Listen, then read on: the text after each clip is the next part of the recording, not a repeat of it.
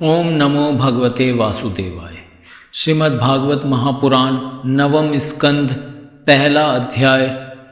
वैवस्वत मनु के पुत्र राजा सुद्युम्न की कथा। राजा परीक्षित ने पूछा, भगवान आपने सब मनवंतरों और उनमें अनंत शक्ति वाली भगवान के द्वारा किए हुए ऐश्वर्यपूर्ण चरित्रों का वर्णन किया और मैंने उनका श्रवण भी किया। आपने कहा कि पिछले कल्प के अंत में द्रविड़ देश के स्वामी राज ऋषि सत्यव्रत ने भगवान की सेवा से ज्ञान प्राप्त किया और वही इस कल्प में वैवस्वत मनु हुए। आपने उनके इक्ष्वाकु आदि नरपति पुत्रों का भी वर्णन किया। ब्राह्मण, अब आप कृपा करके उनके वंश और वंश में होने वालों का अलग अलग चरित्र वर्णन कीजिए। महाभाग, आपके हृदय में सर्वदा ही कथा सुनने की उत्सुकता बनी रहती है। वैवस्वत मनु के वंश में जो हो चुके हों, इस समय विद्यमान हों और आगे होने वाले हों, उन सब पवित्र कीर्ति पुरुषों के पराक्रम का वर्णन कीजिए। सूत जी कहते हैं, शौनक आदि ऋषियों, ब्रह्मवादी ऋषियों की सभा में राजा परीक्षित ने जब यह प्रश्न किया, तब धर्म के परम मर्मज्ञ भगवान श्री सुखदेव जी ने कहा, परीक्षित तुम मनुवंश का वर्णन संक्षेप से सुनो। विस्तार से तो सैकड़ों वर्ष में भी उसका वर्णन नहीं किया जा सकता। जो परम पुरुष परमात्मा छोटे बड़े सभी प्राणियों के आत्मा हैं, प्रलय के समय केवल वही थे। यह विश्व तथा और कुछ भी नहीं था। महाराज, उनकी नाभि से एक स्वर्ण में कमल कोश प्रकट हुआ। उसी में चतुर्मुख ब्रह्मा जी का आविर्भाव हुआ। ब्रह्मा जी के मन से मरीचि और मरीचि के पुत्र कश्यप हुए। उनकी धर्मपत्नी दक्षनंदिनी अदिति से विवस्वान सूर्य का जन्म हुआ। विवस्वान की संज्ञा नामक पत्नी से श्राद्धदेव मनु का जन्म हुआ। परीक्षित, परम मनस्वी राजा श्राद्धदेव ने अपनी पत्नी श्रद्धा के गर्भ से 10 पुत्र उत्पन्न किए। उनके नाम थे इक्ष्वाकु, नृग, शर्याति, दिष्ट, धृष्ट, करुष, नरिष्यन, प्रशद्र, नभग और कवि। वैवस्वत मनु पहले संतानहीन थे। उस समय सर्वसमर्थ भगवान वशिष्ठ ने उन्हें संतान प्राप्त कराने के लिए मित्रा वरुण का यज्ञ कराया था। यज्ञ के आरंभ में केवल दूध पीकर रहने वाली वैवस्वत मनु की धर्मपत्नी श्रद्धा ने अपने होता के पास जाकर प्रसन्नतापूर्वक याचना की कि मुझे कन्या ही प्राप्त हो।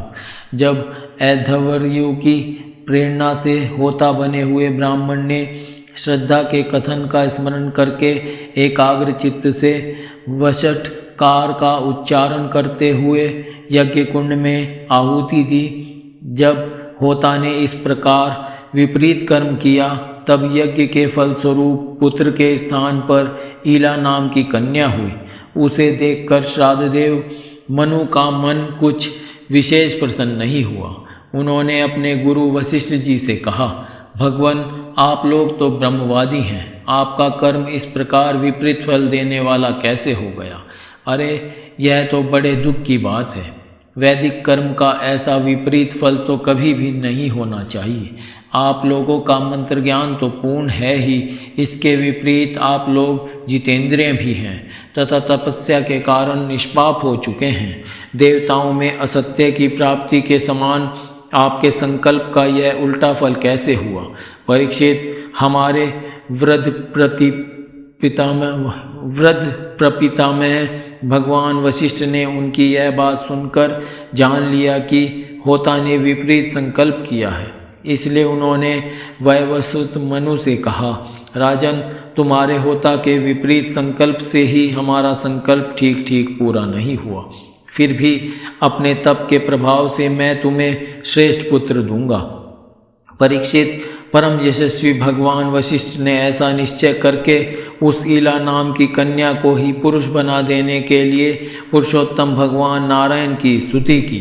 सर्वशक्तिमान भगवान श्रीहरि ने संतुष्ट होकर उन्हें मुँह मांगा वर दिया, जिसके प्रभाव से वह कन्या ही सुद्युम्न नामक श्रेष्ठ पुत्र बन गई। महाराज, एक बार राजा सुद्युम्न शिकार खेलने के लिए सिंधु देश के घोड़े पर सवार होकर कुछ मंत्रियों के साथ वन में गए। वीर सुद्युम्न कवच पहनकर और हाथ में सुंदर धनुष एवं अत्यंत अद्भुत बाण लेकर हरिणों का पीछा करते हुए उत्तर दिशा में बहुत आगे बढ़ गए। अंत में सुद्युम्न मेरु पर्वत की तलहटी के एक वन में चले गए। उस वन में भगवान शंकर पार्वती के साथ विहार करते रहते हैं। उसमें प्रवेश करते ही वीरवर सुद्युम्न ने देखा कि मैं स्त्री हो गया हूँ और घोड़ा घोड़ी हो गया है। परीक्षित, साथ ही उनके सब अनुचरों ने भी अपने को स्त्री रूप में देखा।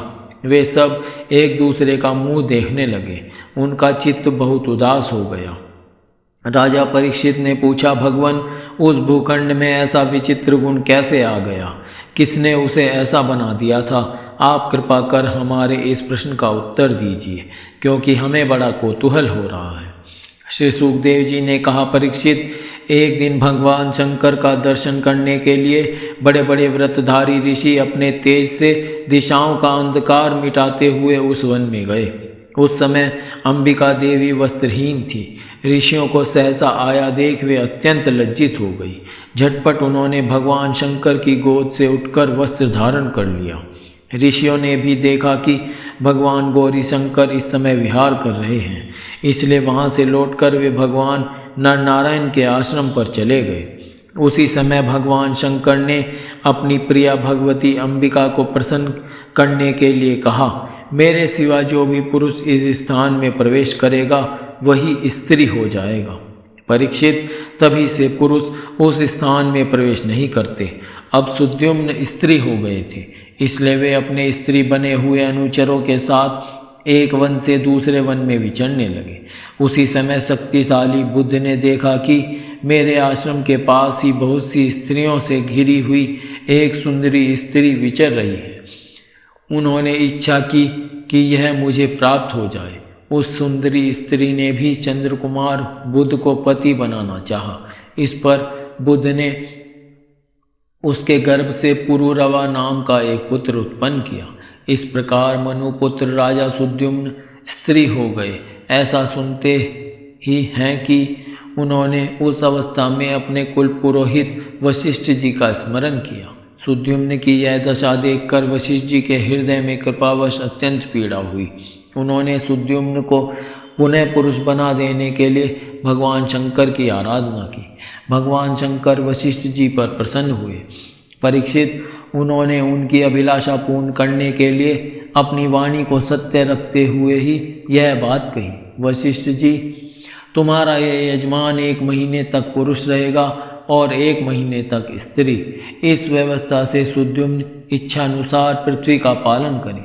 इस प्रकार वशिष्ठ जी के अनुग्रह से व्यवस्था पूर्वक अभिष्ट पुरुषत्व लाभ करके सुद्युम्न पृथ्वी का पालन करने लगे, परंतु प्रजा उनका अभिनंदन नहीं करती थी। उनके 3 पुत्र हुए, उत्कल, गय और विमल। परीक्षित, वे सब दक्षिणापथ के राजा हुए। बहुत दिनों के बाद वृद्धावस्था आने पर प्रतिष्ठान नगरी के अधिपति सुद्युम्न ने अपने पुत्र पुरुरवा को राज्य दे दिया और स्वयं तपस्या करने के लिए वन की यात्रा की।